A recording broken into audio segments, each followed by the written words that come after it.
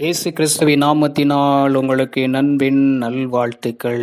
இந்த நாளில் இந்த நேரத்தில் கூட இந்த மாதத்தில் ஆண்டவருடைய வார்த்தை பயப்படாதே அப்படின்னு சொல்லி நம்மளை ஆற்றி தேற்றி கொண்டிருக்கிறது.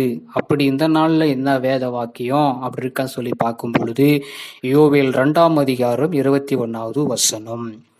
தேசமே பயப்படாதே, மகிழ்ந்து களிகூறு, கர்த்தர் பெரிய காரியங்களை செய்வார்.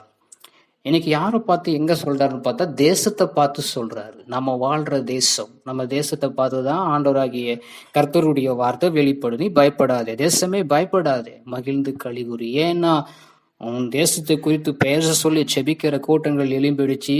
அதனால நீங்க பயப்பட தேவையில்லை. அப்ப தேசத்துக்கு பயம் உண்டாகலன்னா நமக்கு எந்த பயமும் நமக்கு உண்டாகுது. மகிழ்ந்து களிகூறு, கர்த்தர் பெரிய காரியங்களை செய்வார்.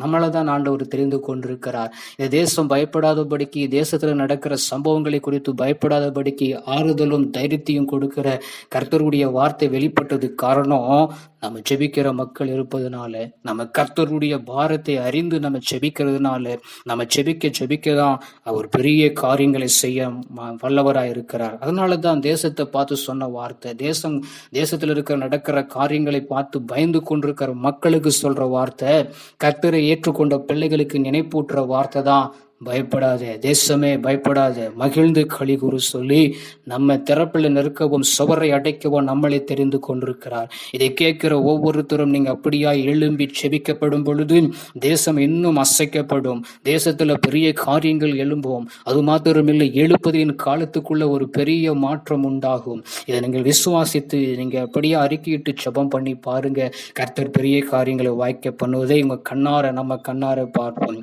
எங்களை கிருபையா நேசி எங்கள் அன்பின் நல்ல தகப்பனே, தேசத்தை பார்த்து சொன்ன வார்த்தை, தேசமே பயப்படாதே, மகிழ்ந்து களிகூறு, ஒரு பெரிய காரியங்களை ஆண்டவர் இந்த தேசத்துக்கு செய்ய போவதனால எங்கள் நிமித்தம் எங்களுக்கு ஒரு பங்கு உண்டு. அதனால இந்த தேசம் ஆண்டவரை பாதுகாக்கப்பட, தேசத்தில் இருக்கிற பயங்கள் மாற, தேசத்தில் நடக்கிற சம்பவங்கள் குறைய நாங்கள் எழுந்து செபிக்க கிருபை செய்வீராக. இதை எங்களுக்காக கொடுக்கப்பட்ட அந்த வார்த்தைகளுக்காக நன்றி. இயேசுவின் நாமத்தை சொல்லி செபிக்கிறோம் நல்ல பிதாவே, ஆமென்.